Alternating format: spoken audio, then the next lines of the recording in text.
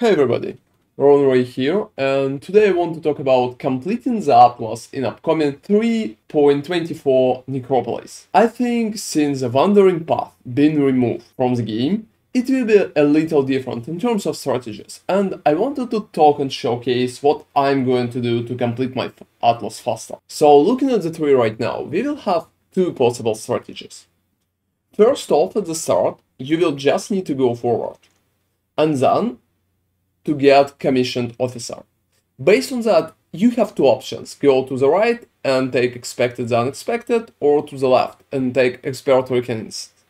So I honestly prefer expert and going to the left, because we will need more Atlas scouting reports to pretty much refresh the Kayak missions. That way I would recommend to take it like that and take commissioned officer. On top of that situation, we will have a few different options. We will need to take Shaping the Worlds together with higher map tier chance, but from that point we'll have two options. First option, and the most basic one, should be Russian Unwavering Vision. Unwavering Vision is pretty much the new node that provides 20 Atlas passive skill points. It's pretty strong right now, because to reach it, you generally pay about 12 to 13 Atlas passive skill points. So just by reaching it, you will get about 7 to 8 additional Atlas passive skill points that you will be able to use early on. So I think a lot of people are going to rush that one, especially at the start. And I will probably do that myself. If you want to rush it, it's the best strategy to just go like that, take it back to basics and go into the right. Go in there. However, please keep in mind, to unallocate Unwavering Vision, you will need to respec all 20 points that it provides. So you will need to use 20 respecking orbs for it, and it could hurt your economy wise. So if you're not sure that you want to use it, you can pretty much avoid it. Because scarabs cannot be found in your maps is a pretty huge debuff. However, if you are focusing on early completion of your Atlas, that's pretty important node. So after you took it and get your 20 points, it's a pretty good way to take all Kayak options there and go to the right, taking Shaping the Mountains and Shaping the Skies to the left too.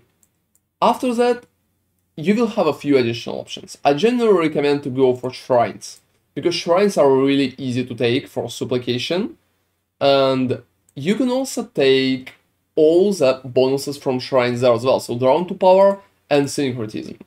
I think Shrines will be pretty prominent because they will provide you speed, they will provide you damage, and they will just help you with general completion. On top of that, after your Shrines are done, you can go to the right and take Solidarity and Planar Tactician. Both of them are pretty awesome, because they will raise the amount of Atlas scouting reports that you will find. It's pretty good, because with Atlas scouting reports you can pretty much reroll Kayak missions and you can use them for completion of your Atlas. After that, it's definitely recommended to take all possible nodes for adjacent map chance, because it helps you a lot with just getting maps themselves. So all points here would be recommended as well.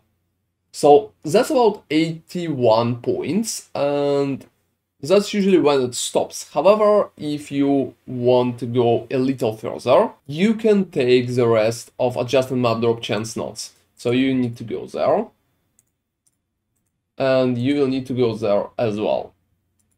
There's also chances to contain masters, and if you feel like it, you can definitely take them. However, I can't recommend anything connected to that in particular, because masters are pretty much just up for personal preference. I'm myself probably going to take June, so 2 points and Obsessed with Vengeance. However, if you don't really like June at the start, well, you don't really need to do that. So right after that situation, when the tree looks like this, you can just go forward and focus on some kind of farming strategies that will work for your build. Just remember that you can drop scarabs, so don't take scarab nodes. You can't use them for now, while you have Unwavering Vision allocated. So just focus on something else. On top of that, after your tree is already like that, you can take Domination Shrine chances as well. I think all three of them are pretty nice passives. However, I don't really recommend all the glitters, because, well, Covetous Shrine is mostly used for higher farming strategies, and it's not really needed at the start. So why waste the shrine when you can get some bonuses for damage or to run faster and stuff like that. And if you don't want to take Unwavering Vision, I think it's pretty much a decent option too, because, well, respecing it could be annoying for many people. That way I would just drop all the upper part, but would still go for the shrine. Because I think the shrine right now is pretty much worth it. There's also new options, like Thorough Exploration or Chisel Perfection, like that. However, I don't really think they will be too strong at the start. So without taking an Unwavering Vision, I think it will just take a little more time to reach all of that. I would also probably advise against going for a Janset map drop chance there, because it wastes too many points. You need to go through Mortal Gateway and stuff like that. And if you're not really going Betrayal or June, you can drop that as well. So without Unwavering, that should be pretty much the complete state, after which you can just go and focus on your farming strategies and what you like. So that way you can just take the Scarabs from the start. I think it's pretty basic too. And pretty much start amassing some kind of currency that way, since it should work really nice at the start. You also will be able to have a second tree. So even if you are going to push for Unwavering Vision, you will be able to just leave that tree be without respecting it and using your second tree without Unwavering Vision. So it's a decent option as well. Consider just using second tree for it and slap Unwavering Vision on first without rerolling it later, because right now you will have additional trees and they're pretty much free for you. So for version when you are taking Unwavering Vision, I also would say that it could be preferable to take the bonuses for Ether if you prefer running him, or if you don't really like it, you can always go to the left instead. That way, the fastest way to the left is pretty much through this. And you can also use Breach or Expedition as your main farming strategy. There's also Necropolis bonus, however it's hard to say how effective it will be, but you could definitely go into that cluster and take some Necropolis bonuses. So doesn't matter if you prefer the Ether or Exarch, I think going here is pretty much helpful.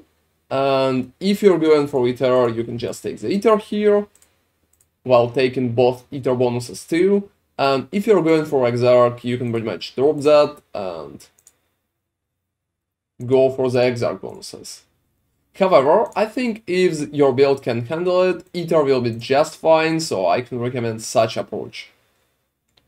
On top of that, any farm mechanic will work. You can look into Breach, you can look into Expedition or Necropolis.